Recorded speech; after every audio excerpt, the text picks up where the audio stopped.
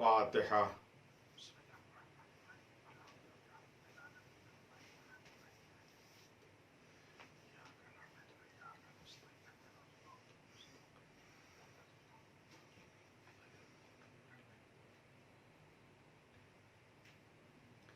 औज़ु बिल्लाहि मिनश शैतानिर लईनिर रजीम। बिस्मिल्लाहिर रहमानिर रहीम।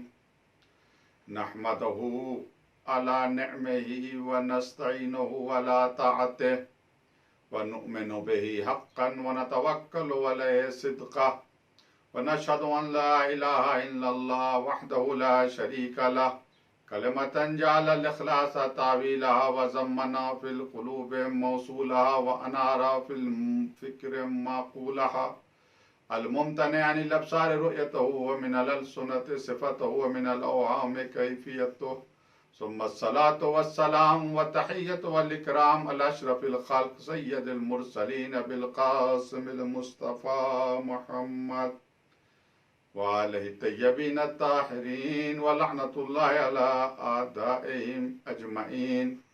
बिस्मिल्लाहिर रहमानिर रहीम। या अय्युहल्लज़ीना आमनु इस्बिरु व साबिरु व राबितु वत्तक़ुल्लाह लअल्लकुम तुफ़्लिहून। इस मजलिस की कबूलियत और इमाम ज़माना अज्जल्लाहु ताला ज़हूरहु शरीफ की खुशनुदी के लिए बावाज़ बुलंद सलवात पढ़ें। अल्लाहुम्मा सल्लि अला मुहम्मद व आलि मुहम्मद व अज्जिल फरजहुम व अहलिक अदुवहुम।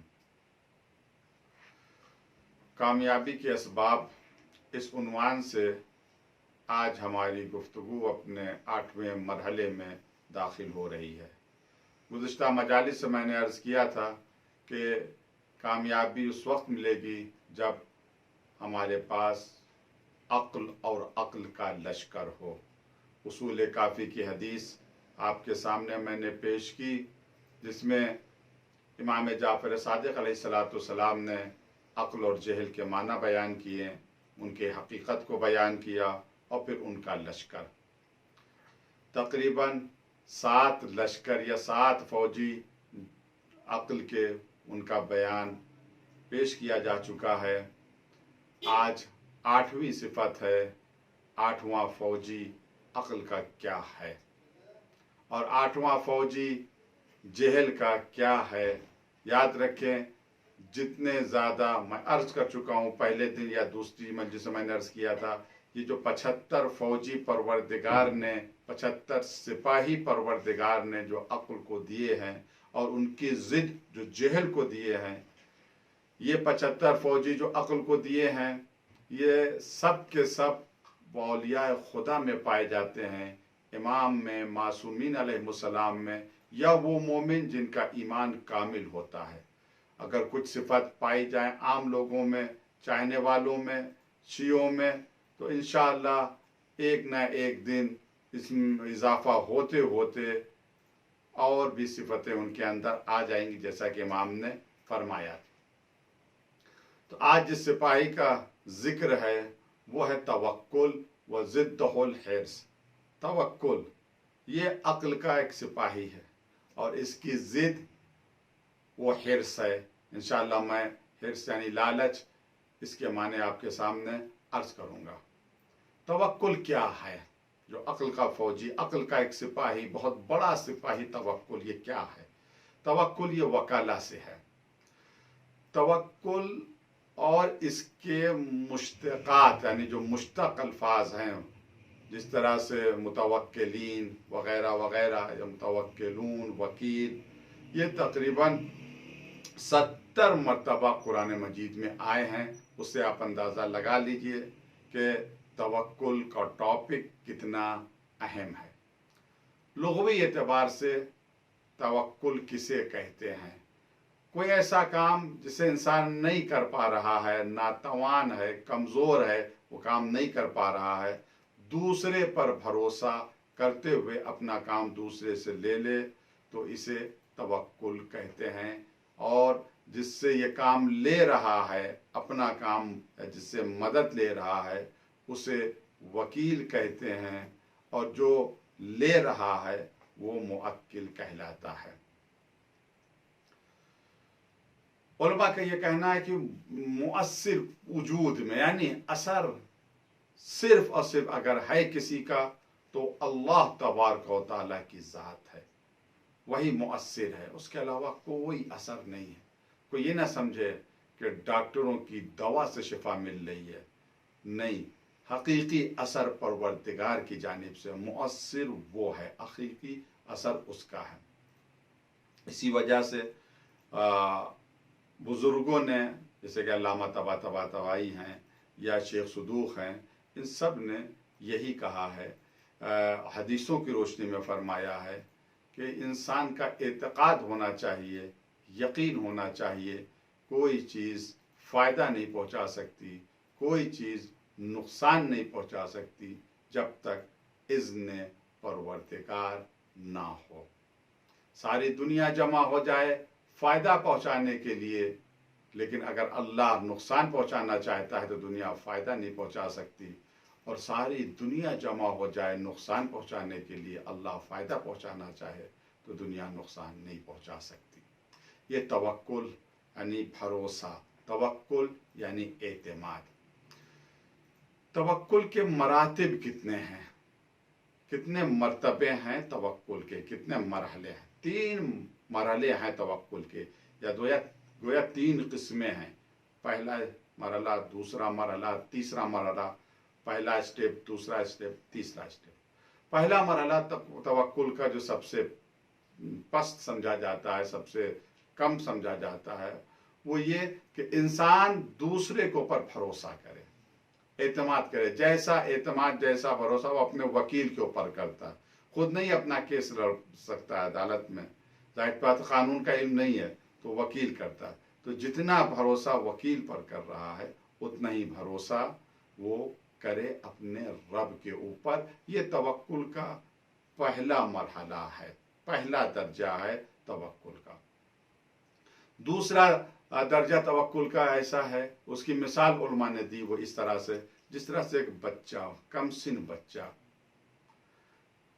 कितना भरोसा अपनी माँ के ऊपर करता है कि वो माँ के अलावा वो किसी और के ऊपर नहीं भरोसा करता, कोई और अगर उसे दे तो नहीं लेता। सारा भरोसा कमसिन बच्चे का एक माँ के ऊपर होता है, माँ के अलावा किसी पर भरोसा नहीं होता।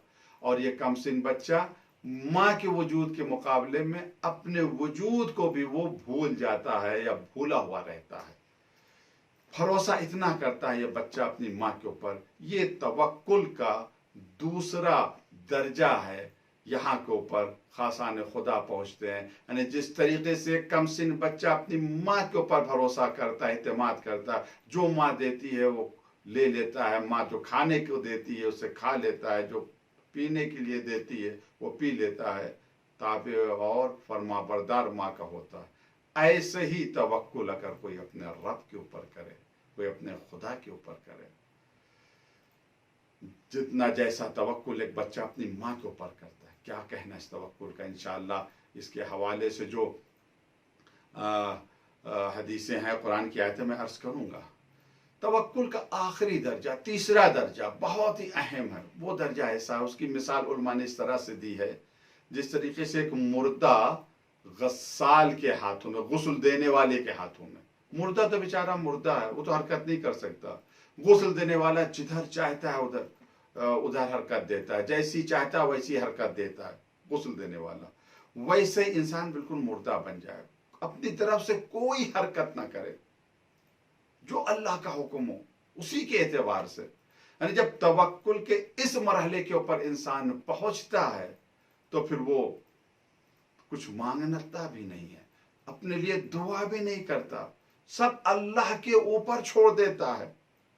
ये बहुत ही खास दर्जा है तवक्कुल का, सबको नसीब नहीं है।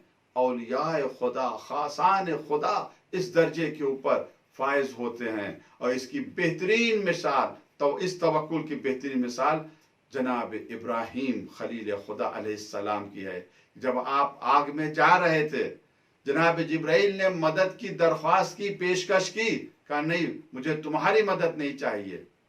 कहा पे अगर किसकी मदद चाहिए, जिसकी मदद चाहिए वो जानता है, यानी अब दुआ भी नहीं की जा रही है। ये तवक्कुल का वो मरहला है या वो दर्जा है जहां पर इंसान को सिर्फ रब ही रब नजर आता है, खुदा ही खुदा नजर आता है। वो खुदा की मर्जी से वो चलना चाहता है, हत्ता कि अपने लिए वो दुआ भी नहीं करता।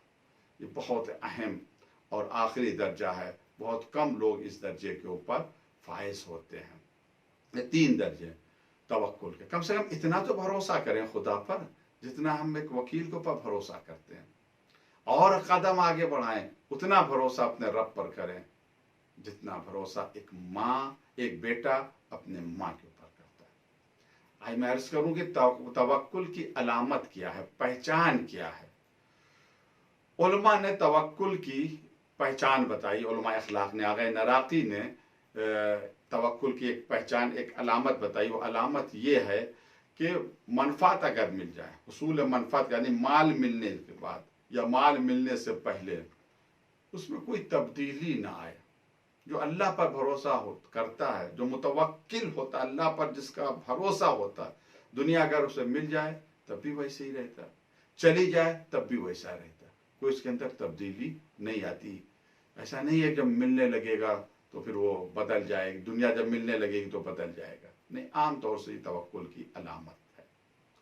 देखिए तवक्कुल के अरकान मैंने कई मजलिसों में अर्ज किया, आज भी अर्ज कर रहा हूँ कि जो हदीस है, हदीस अक्ल और जहल, जिसमें 75 फौजी बयान किए गए हैं अक्ल और जहल के, इसकी शरह बहुत से लोगों ने की। मुल्ला सदरा ने भी की है और मौला सालेह माजनदरानी ने की, इसके अलावा बहुत से उलमा ने की है। इमाम खुमैनी रिज़वानुल्लाह ताला अलैह आपने भी शरह की है, शरह हदीस अक्ल वल जहल। उसमें आपने तवक्कुल के 4 अरकान बयान किए हैं इमाम खुमैनी ने। सबसे पहला रुकन यानी पिलर, रुकन यानी सुतून, सुतून के ऊपर छत खड़ी रहती है। समझिए तवक्कुल एक छत की तरह है, उसके 4 खंबे हैं, 4 सुतून है, 4 पिलर हैं। चारों अगर नहीं तो तवक्कुल नहीं, अगर उनमें से एक नहीं तो समझिए कि 3 छत जो है 3 पिलर के सहारे खड़ी है। उनमें से क्या है, यानी ये चारों पिलर हो गए तभी तवक्कुल वजूद में आएगा। उनमें से एक रुकन क्या है, इस आलम का एक वकील है। वकील यानी निगहबान, वकील यानी जिम्मेदार।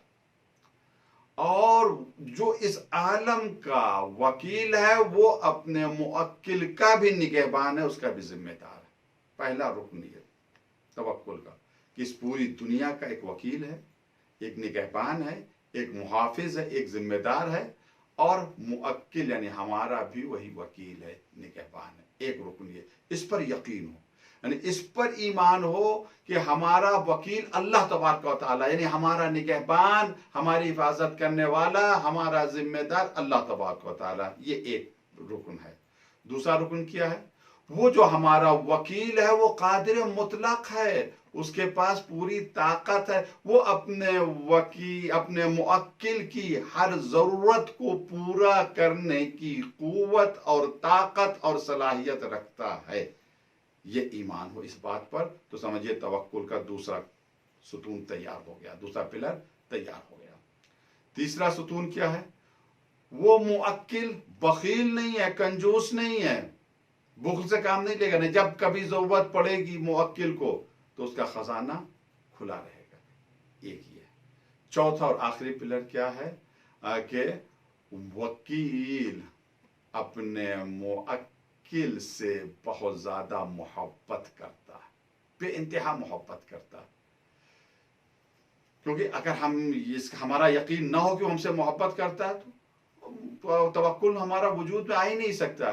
ठीक है, उसके पास ताकत है, कुव्वत है, खजाना है, लेकिन क्यों हमारी मदद करने लगा, किस वजह से मदद करने लगा। लेकिन जब हमें यकीन है कि नहीं वो हमसे मोहब्बत करता है, हमारा वकील हमसे मोहब्बत करता है, तो जब कभी हम मुश्किल में होंगे, मुसीबत में होंगे तो हमें बचा लेगा।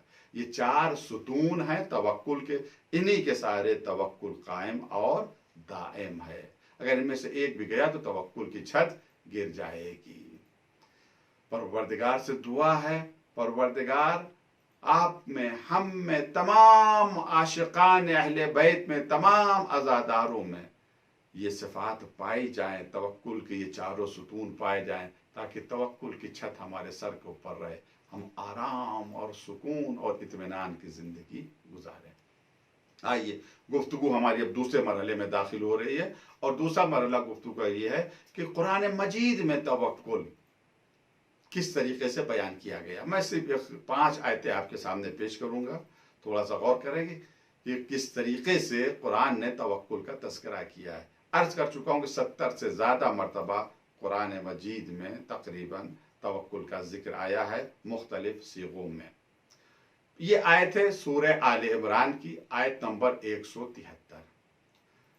अल्लज़ीना क़ाल लहुमुन्नास, ये वो ईमान वाले हैं, साहिबान ईमान है कि जब उनसे बाज लोग ये कहते हैं, क्या कहते हैं, क़द जमअ लकुम फ़ख्शौहुम, देखो कितना बड़ा लश्कर तुम्हारे लिए जमा हो गया है, तुम उनसे डरो।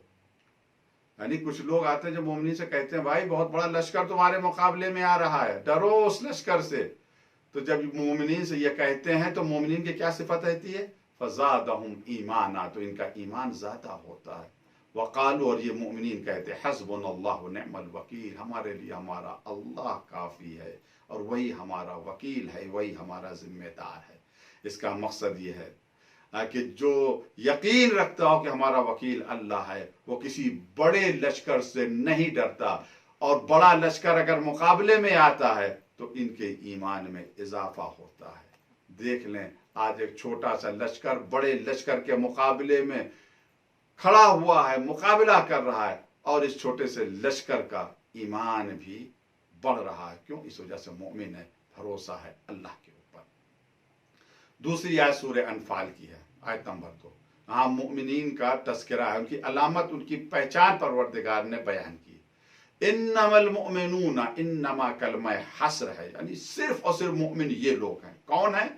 अल्लज़ीना इज़ा ज़ुकिरल्लाह वजलत क़ुलूबुहुम, मोमिन वो है कि जब अल्लाह का जिक्र उनके सामने किया जाता है, वजलत क़ुलूबुहुम, तो उनके दिल कांप जाते हैं, लरज़ जाते हैं। मोमिन हकीकत में वही है कि जिक्र खुदा सुनकर जिसका दिल लरज़ जाता है, कांप जाता है। जो ऐसा मोमिन हो कि जिक्र खुदा से जिसका दिल लरज़ जाए, कांप जाए, ऐसे मोमिन के होठ जब हरकत करते हैं तो सुपर पावरें कांप जाती हैं, लरज़ जाती हैं। मोमिन की अलामत यही है कि वो सिर्फ अल्लाह से डरता है। अल्लाह का जब जिक्र होता है तो इनके दिल कांप जाते हैं। वइज़ा तुलियत अलैहिम आयातुहु ज़ादतहुम ईमाना, और जब इनके सामने आयात खुदा की तिलावत की जाती है तो इनका ईमान और ज्यादा होता है। वला रब्बिहिम यतवक्कलून, और ये लोग अपने रब के ऊपर भरोसा करते हैं, तवक्कुल करते हैं। यानी मोमिन की अलामत यह है कि मोमिन किसी से नहीं डरता, सिर्फ अपने रब के ऊपर, अपने अल्लाह के ऊपर भरोसा करता है। सूरह आले इमरान की तीसरी आयत, आयत नंबर 159, इसमें इरशाद होता है, पैगंबर से मुखातब है परवरदिगार, फ़अफ़ु अन्हुम, मेरे हबीब अपने असहाब को जो गलतियां करते हैं माफ कर दीजिए। वस्तग़फिर लहुम, इनके लिए तलब मग़फ़िरत की दुआ कीजिए। वशाविरहुम फ़िल अम्र, इनकी दिलजोई के लिए इनसे मशवरा भी कर लिया कीजिए। फ़इज़ा अज़मता, लेकिन जब आप फैसला कर लें, लेकिन जब आप तय कर लें किसी बात के ऊपर, आपका फैसला अगर आ जाए, फ़इज़ा अज़मता, जब अज़्म कर लें, फ़तवक्कल अलल्लाह, तो अल्लाह पर भरोसा करें। इन्नल्लाह युहिब्बुल मुतवक्किलीन, अल्लाह भरोसा करने वालों से मोहब्बत करता है। कुरान ने किस तरीके से तवक्कुल का जिक्र किया कि जो तवक्कुल करता है अल्लाह उससे मोहब्बत करता है। चौथी आयत तवक्कुल की सूरह नहल की है। देखिए, अगर तवक्कुल नहीं है तो कितना बड़ा खतरा हमारे सर के ऊपर मंडरा रहा है। सूरह नहल की आयत नंबर 99, इन्नहु लैसा लहु सुल्तानुन अलल्लज़ीना आमनू, शैतान का सुल्तान, शैतान का इख्तियार, शैतान का बस उन लोगों के ऊपर नहीं चलता जो ईमान ले आए। वाला रब्बिहिम यतवक्कलून, और अपने रब के ऊपर भरोसा करते हैं। शैतान औरों को बहकाएगा लेकिन कोई बस उसका नहीं चलता है। किसके ऊपर? जो मुमिन हो और अपने रब के ऊपर भरोसा करता हो, शैतान का बस नहीं चलता है ऐसे अफराद पर। 5वीं आयत है सूरह तलाक की, तीसरी आयत सूरह तलाक की। और हम जो अर्ज कर रहे, हमने अर्ज किया था आपसे कि 5 आयतें, आखिरी आयत है उसकी, उमन यतवक्कल अलल्लाह फहुव हस्बुह, जो अल्लाह पर भरोसा करता है अल्लाह उसके लिए काफी है और उसको जरूरत ही नहीं किसी चीज की, अल्लाह पर भरोसा करने वाला। अब आइए नए मरहले में दाखिल हों, गुफ्तगू नए मरहले में ले जाएं, और नया मरहला गुफ्तगू का यह है कि हदीस में तवक्कुल को किस तरीके से बयान किया गया है। कुछ हदीसें मैं आपके सामने अर्ज कर रहा हूं। पहली हदीस है उसूल काफी, जिल्द नंबर 2 सफ़ा नंबर 65 की। ये हदीस है इमाम जाफर सादिक अलैहिस्सलातु वस्सलाम से। आप फरमाते काला इन्नल गिना वल इज्जा यजूलान। ये कितनी अहम हदीस है इमाम अलैहिस्सलाम की। आप फरमाते इन्नल गिना वल इज्जा, गिना यानी दौलत, बेनियाजी, सरवत, बेनियाजी जिसे कहते हैं। असल दौलत, असल सरवत तो इंसान की बेनियाजी है, इससे बढ़कर कोई दौलत नहीं है। बादशाहों के पास सब कुछ होता है मगर वो मोहताज होते हैं। मैं वाकई आपके सामने अर्ज करूं, एक बहुत बड़ा आरिफ था, उसका जब तस्करा दरबार में पहुंचा तो बादशाह ने कहा मैं उससे मिलना चाहता हूं। वजीर ने कहा वो नहीं आएगा यहाँ ऊपर। कहा मैं खुद जाऊंगा। कहा हाँ ठीक है जाओ, शायद मिल ले। आया बादशाह तो ये आरिफ जमीन के ऊपर धूप में पड़ा हुआ था इसी चटाई के ऊपर। बादशाह आया, उसने इस आरिफ ने कोई लिफ्ट नहीं दी। तो बादशाह कहता है कि मैं इतनी दूर से मिलने के लिए आया हूं, शाह हूं मैं, और आप मुझसे ठीक तरह से बात भी नहीं कर रहे हैं। तो वो आरिफ कहता है ये बताओ जो तुम्हारा खाने का दिल चाहता है तुम खाते हो? कहाँ खाता हूं। कहा जो पहनने का दिल चाहते हो पहनते हो? कहा बिल्कुल पहनता हूं, मुझे कौन रोक सकता है। कहा जिस मुल्क के ऊपर हमला करने का दिल चाहता है करते हो? कहा बेशक करता हूं, मैं शाह हूं, मुझे कौन रोक सकता। तो बादशाह कहते हैं वो आरिफ कहता मैं तुमसे क्या बात करूं, तुम तो मेरे गुलामों के गुलाम हो, मैं तुमसे क्या बात करूं, तुम तो मेरे गुलामों के गुलाम हो। और बादशाह हैरत से कहता है ये कैसे आप कह रहे हैं कि मैं आपके गुलामों का गुलाम हूं। यानी अगर सिर्फ इतना कह देते कि तुम मेरे गुलाम हो तो शायद बादशाह बात को कबूल कर लेता, लेकिन गुलामों के गुलाम। बादशाह का आप कैसे कह रहे हैं मैं आपके गुलामों का गुलाम। कभी आपने कहा कि जो खाना खाने का दिल चाहता है आप खाना खाते हैं, जो कपड़ा पहनने का दिल चाहता है आप कपड़ा पहनते हैं, जिस मुल्क पर हमला करने का दिल चाहता है आप हमला करते हैं। आप कहां के शाह हैं? आप तो अपने नफ्स के गुलाम हैं, अपनी ख्वाहिशात के गुलाम हैं। जिन ख्वाहिशात के आप गुलाम हैं वो ख्वाहिशात हमारी गुलाम है। हम हकीकत में शाह, हकीकत में वही शाह है, वही दौलतमंद है जो बेनियाज हो, जिसका अल्लाह के ऊपर भरोसा है, भरोसा। तो छठे इमाम फरमाते हैं कि गिना यानी बेनियाजी, ये दौलत हकीकत में बेनियाजी है। वल इज्जा, और इज्जत यजूलान हरकत कर रही, चल रही हैं। इनका एक सफर है, ये सफर के ऊपर है, चल रही है। फ़इज़ा ज़फ़रा बिमौज़ि तवक्कुल औतना, सफर करते करते जब ये तवक्कुल पर आ जाती हैं तो तवक्कुल को अपना वतन बना लेती हैं। यानी अगर इज्जत किसी को चाहिए तो तवक्कुल, दौलत और बेनियाजी किसी को चाहिए तो तवक्कुल में इज्जत भी है और बेनियाजी भी है। दूसरी हदीस ये भी इमाम जाफर सादिक अलैहिस्सलाम की, ये हदीस है बिहारुल अनवार में और जिल्द नंबर 67 सफ़ा नंबर 142। इसमें पूछा है, रावी हैं अबू बसीर। अबू बसीर इमाम जाफर सादिक अलैहिस्सलाम से पूछते हैं, कहते काला लैसा, इमाम ने फरमाया लैसा शैउन इल्ला वलहु हद, कोई ऐसी शय नहीं मगर ये कि उसकी एक हद होती है। हद यानी इंतहा, जहां ऊपर वो शय रुक जाती है। यह हद के एक माने तारीफ के भी हैं, कोई शय ऐसी नहीं जिसकी इंतहा ना हो। काला कुल, तो रावी कहता मैंने पूछा इमाम से, जोइल तो फिदा का, मेरी जान आपके ऊपर कुर्बान, फमा हद तवक्कुल, तवक्कुल की हद क्या है, तवक्कुल की इंतहा क्या है। काला अल यकीन, इमाम ने फरमाया कि तवक्कुल की हद, तवक्कुल की इंतहा यकीन है। कुल तो फमा हद्दुल यकीन, मैंने कहा यकीन की हद क्या है, यकीन की इंतहा क्या है। तो इमाम फरमाते काला अल्ला तखाफा मअल्लाह शैआ, यकीन की इंतहा यह है कि अल्लाह के अलावा किसी से न डरो। तो जो अल्लाह पर भरोसा करता है इसका मतलब उसके पास यकीन है, और जो यकीन करता है उसकी अलामत और पहचान ये है वो सिर्फ अल्लाह से डरता है और किसी से नहीं डरता। और जो अल्लाह से डरे और किसी से न डरे तो इतना कवि और ताकतवर हो जाता है कि जमाना उससे खौफ खाने लगता है, जमाना उससे डरने लगता है, सुपर पावर उससे डरने लगती है। तीसरी हदीस मेरे अजीजों, वक्त नहीं है, बहुत जल्दी जल्दी गुफ्तगू को मुकम्मल करना है। यह हदीस मौलाए कायनात की हदीस मेराज है। जाहिर सी बात है, मेराज में जो गुफ्तगू हुई, परवरदिगार ने जो गुफ्तगू अपने हबीब से की, उसको बताने वाला कौन है? यह नबी है या अली है, इसके अलावा कौन बता पाएगा हदीस मेराज को? मौलाए कायनात से रवायत की गई है कि अन्नन नबी सल्लल्लाहु अलैहि वसल्लम, पैगंबर ने साला रब्बहु सुब्हानहु लैलतल मेराज, शब मेराज अपने रब से पैगंबर ने सवाल किया, फ़क़ाला या रब्बे अय्युल आमाल अफजल, ए मेरे रब, सबसे अफजल अमल तेरे नजदीक कौन सा है? सबसे अफजल अमल। फ़क़ाल अल्लाह तबारक व तआला, बस अल्लाह तबारक व तआला ने फरमाया, लैसा शैउन अफजल इंदी मिन तवक्कुल अलैया, सबसे ज्यादा अफजल अगर है मेरे नजदीक तो यह है कि हम पर भरोसा करो, तवक्कुल अलैया, हम पर भरोसा करो, वर्रज़ा बिमा क़समतु, और जो मैंने तक़सीम किया है उसके ऊपर तुम राजी रहो, इससे बढ़कर कुछ नहीं है।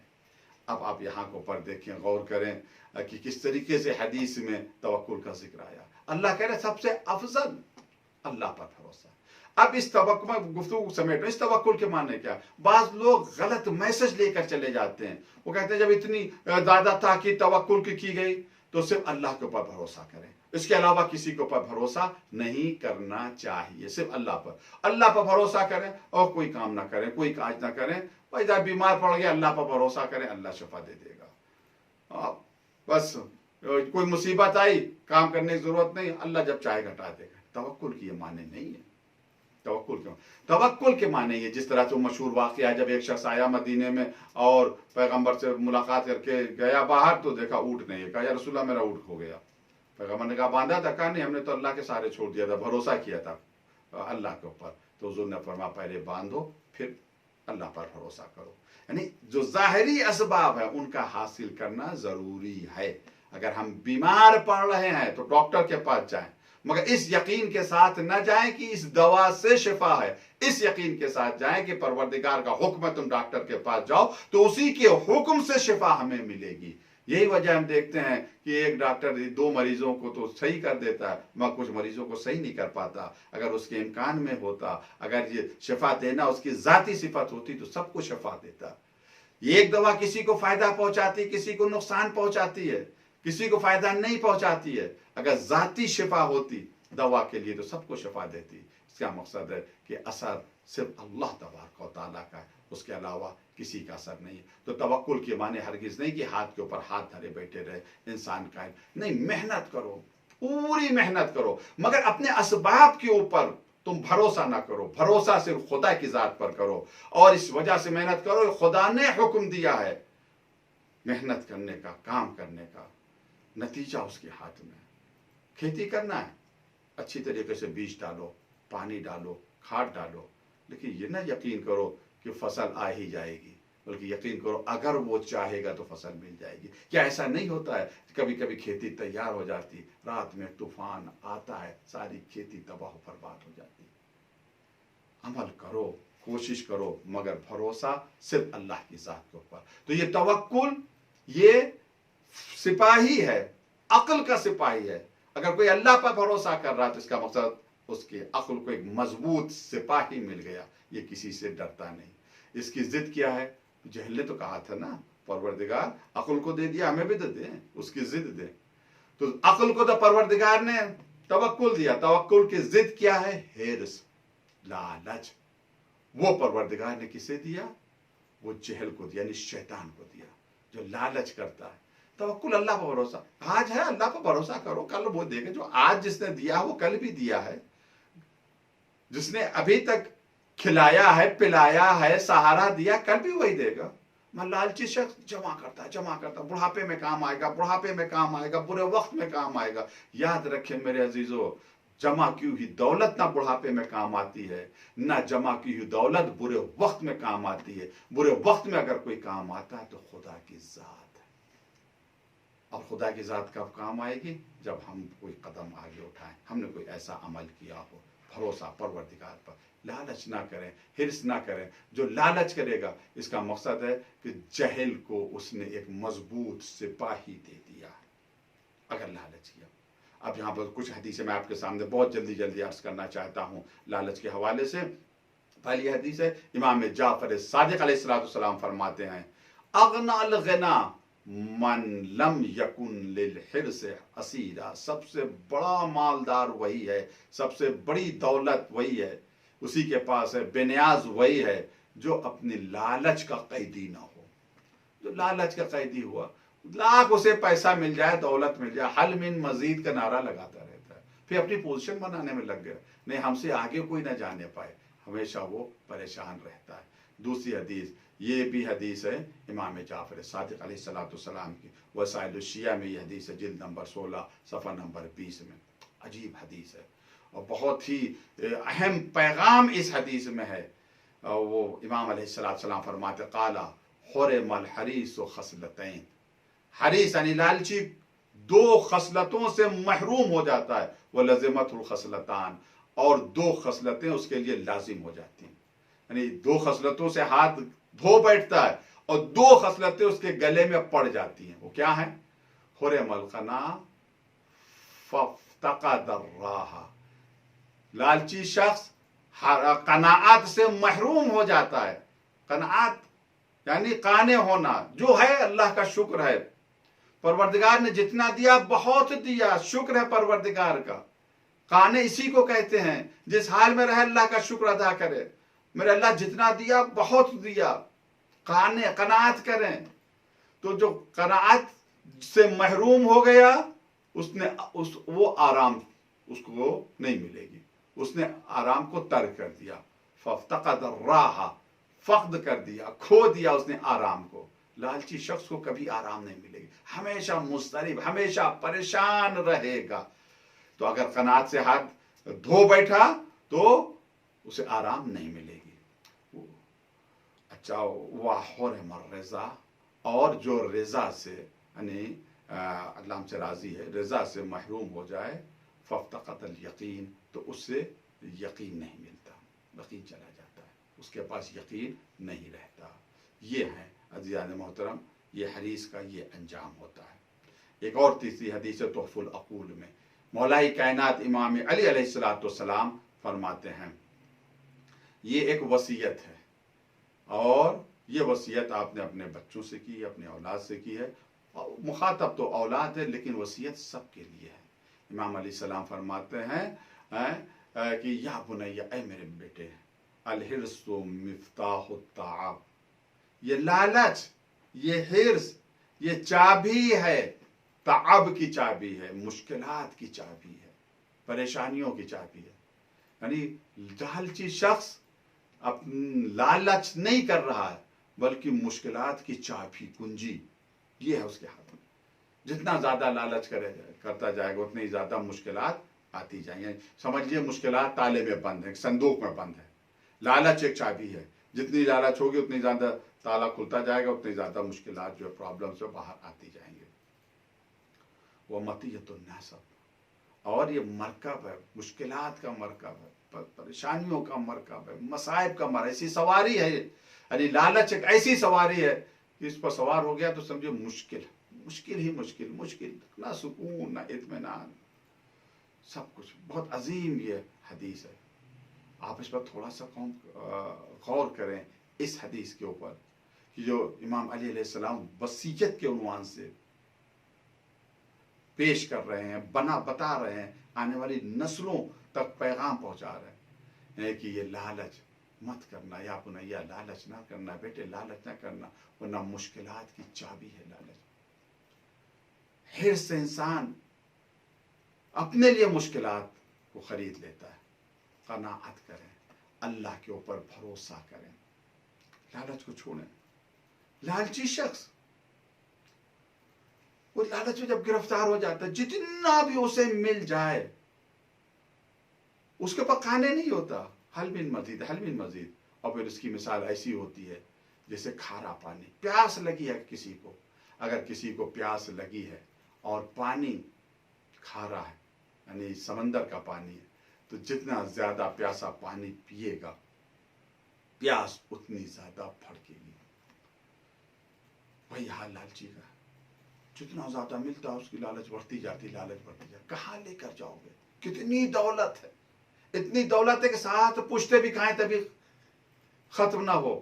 बैंकों में पैसा भरा है, लेकिन नहीं, और। तो सबसे ज्यादा मोहताज तो ये वो लोग हैं जिनके पैसे से, जिनके पास जगह नहीं है पैसा रखने की।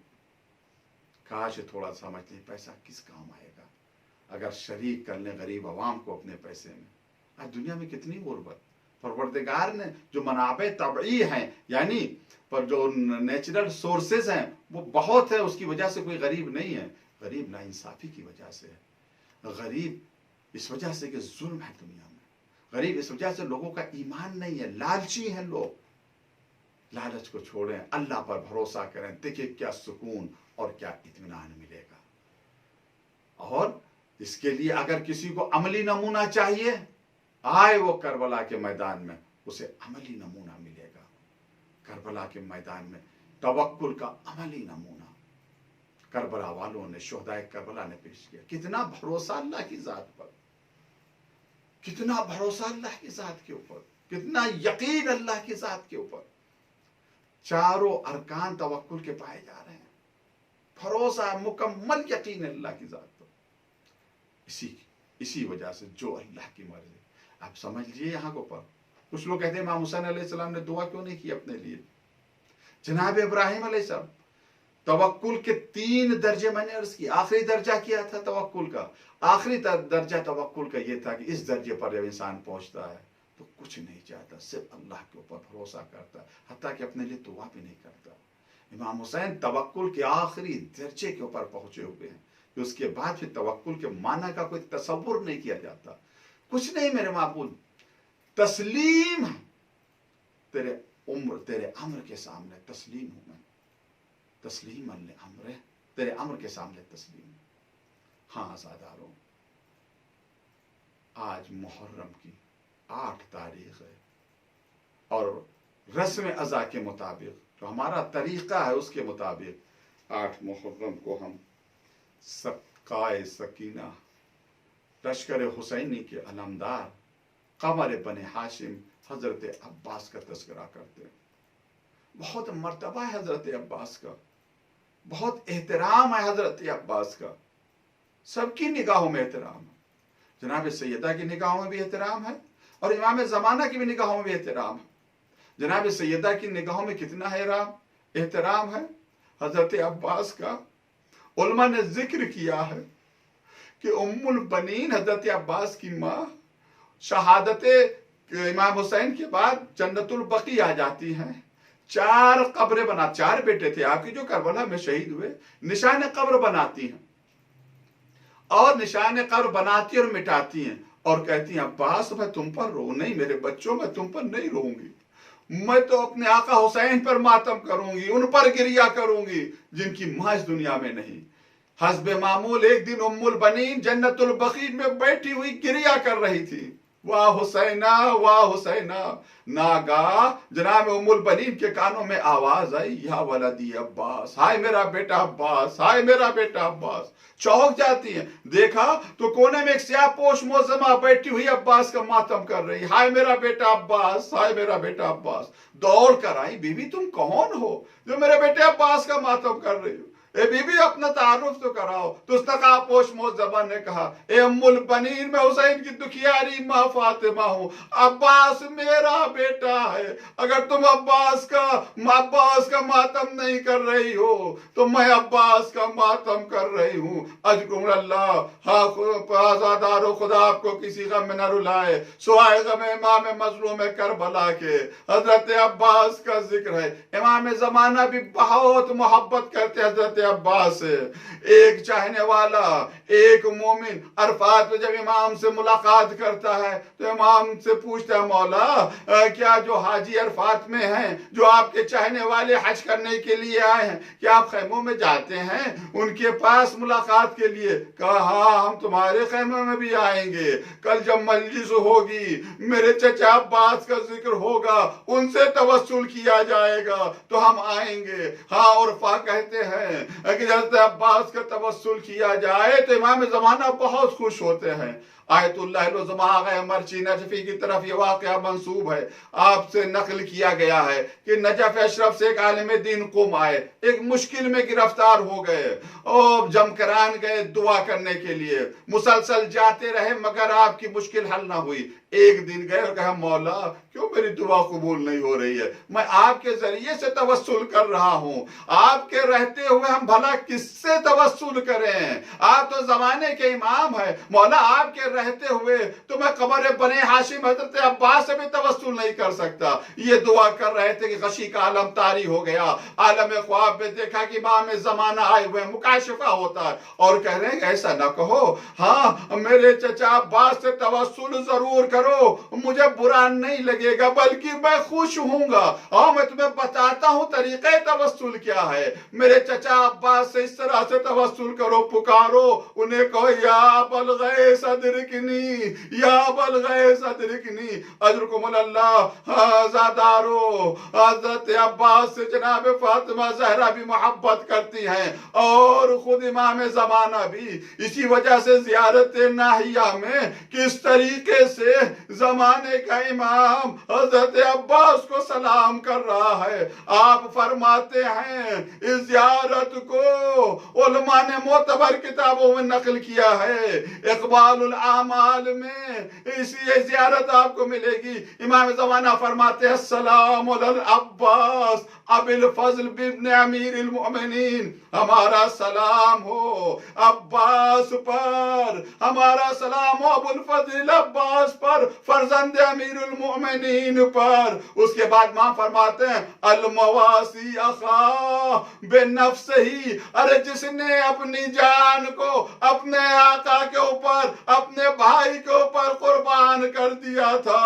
अल आखिज़ु लिग़दिही मिन हमसे, अरे जिसने अपने गुज़िश्ता कल को तोशा बना लिया था आने वाले कल के लिए, यानी जिसने दुनिया ही में तोशा बना लिया आखिरत को हासिल करने के लिए, कितना बड़ा तोशा बनाया कि चौथे इमाम फरमाते हैं इन्ना लिअम्मी अल अब्बास इंदल्लाह मंज़िलतन यग़बतुहा जमीउश शुहदा, मेरे चचा अब्बास का वो मकाम होगा रोज़े महशर के तमाम शुहदा गिरता करेंगे, कहेंगे काश काश ये मर्तबा हमें मिल जाता।